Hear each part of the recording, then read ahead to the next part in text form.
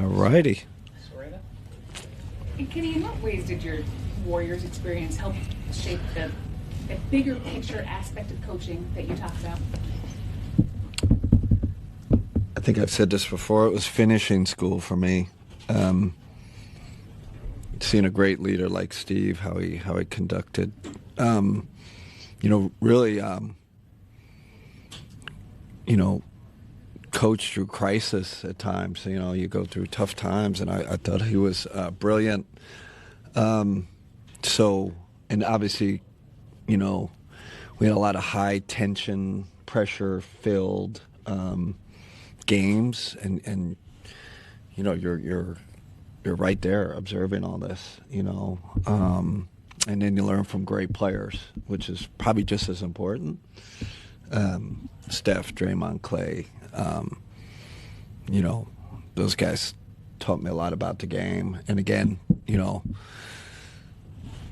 thinking about moments there, being down to Boston in the series, and just seeing how everybody came together and reacted, and how Draymond took over the film session, quite honestly, and so it was great. Steve understands leadership as well as anybody in the biz, any coach I've ever been around, and then Draymond, Steph, those guys are the best. Not great players, but also great leaders. What are the keys to coaching? Sir. Sorry. What's something that has happened with Jalen Tyson where you can think of it just a moment being, well, that's so Jalen. Like whether it's a basketball thing or just a competitive thing, or just something that sums up from your perspective who he is that you've seen. Wow, that's a. Let me think real quick. Can I just? I'll think recent, right? He can do some goofy things. The one where he caught it on the wing near the bench and it just kind of slipped out of his hands, but he doesn't get too upset, right? He's just kind of so that's one case, and then he's got some chutzpah to him. He is not afraid, and that thing that happened last night where I was about to put Donovan in for him and he jacks a contested wing three. I was like, what, get him out of there. I think I said that as soon as he released it, and of course it goes in, and we all laugh. It's kind of that. He's got, he's so fun to be around. You never quite know what to expect. I think the guys really enjoy being around him. Though at the end of the day, we've been talking about joy a lot lately, and he kind of epitomizes that, the way he plays, the way he carries himself. Chris. Hey, Kenny. Chris. Going back to what you were talking about with Golden State and learning how to coach in pressure situations. This year for you guys, there is pressure, there are expectations. So what specifically did you learn from Steve about how to manage that with the guys? Steve is very confident. Steve's a risk taker. He's not, conventional. And there's a difference between a risk taker and then a risk taker when pressure situations come. And I could give you probably 10 examples where he was willing to change a coverage, change lineup changes. Tim, you could probably all of a sudden you're throwing Gary Payton in the starting lineup when he hasn't been starting in a finals. He and I think to win big or in anything, you got to be able to take risks, and that really stuck with me, right? And he was willing to roll with it. There was no doubt, we're doing this, let's go. So that was really cool to see. And then given some of the changes across the league, what do you characterize a good defensive night these days? Hold the team under 130. I don't really it's so hard to guard now, and the three-point shooting obviously sways a lot of that. But yeah, the thing is, Chris, I think you can you see these really explosive nights where like their first half the other night, like last night, like they were just hitting step back three, and you're like, you want to get mad at your guys because it's like they're scoring on us, but on the other hand, you're like, holy, like that was a step back three. We had pressure on the ball, we had a good contest, and it's still going in.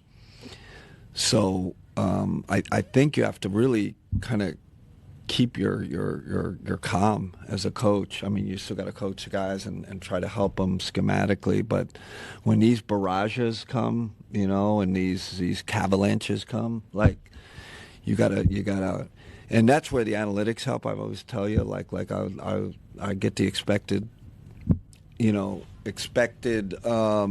values for everything, so we can keep a little semblance of like, okay, they're getting a little lucky. So I like to have that information because I think it helps me coach better in game. Thank you. Slide. You were in Golden State when both Kuminga and Podziemski entered the league. How have you seen those guys grow since then? Oh man, I mean, two really good players, two guys I respect a lot. And they were thrown into obviously not an easy situation in terms of this is kind of a ready-made machine, and I think they both adapted well, right? And now they're kind of in this transition period and being more aggressive.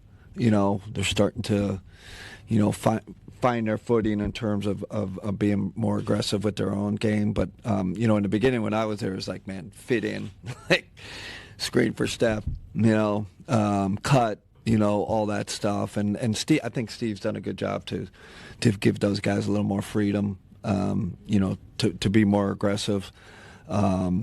But yeah, I mean, both of them are really, really good players. I just hope they don't, come in and kick our tail tonight, Yeah. Getting back to Jalen, and I know his role recently is not necessarily what you guys envisioned for him at the start of the season because of everything else that has gone on, but how do you look at what his background was, particularly at Cal, where he had to do everything in terms of helping him adjust to what he's being asked to do right now? Yeah. That's I see where you're going with that. I think, because we got so many guys out, he's got to do more, and he's prepared for it, where maybe if you just drafted like a strict role guy, because they are out that, I would say this, and I don't want to speak for Kobe, but I think he really values skill, highly skilled players, high IQ players, playmakers.